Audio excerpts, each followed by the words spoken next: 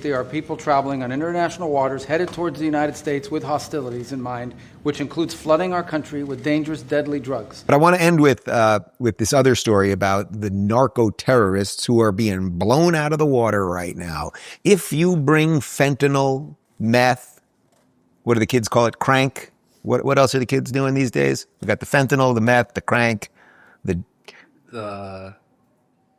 spunk. The geek bars. The geek bars. Did you just make that up? Is that a thing? The geek bars. That's a thing? How do you know about that? All right, we'll talk about that after the show. But they're bringing a lot of crap over, and they're killing our kids, and they're ruining our cities. And Trump has decided you can't bring the geek bars over anymore, and we're going to blow you up if you do it. This is from Eric Daughtry on Twitter. President Trump and Secretary of War Pete Hegseth just blew another narco-terrorist boat out of the water.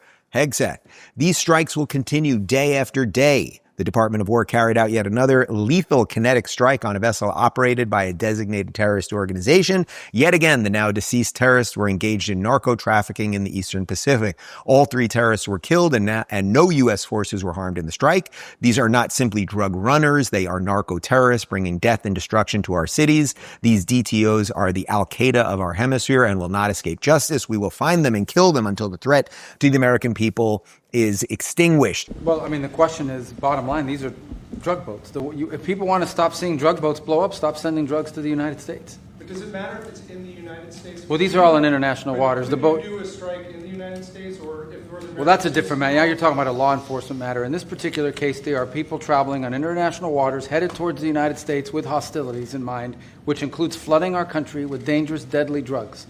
And they're going to be stopped. And that's what's happening. And in the case last week, you saw there was a submarine. It was a submarine. It was a submersible. That's a drug boat all the way through. We know what these boats are. The president just said it.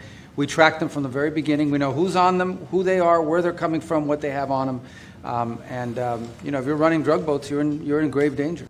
Guys, I'm not kidding at this point. We are never going to have a better administration than this. Maybe we will.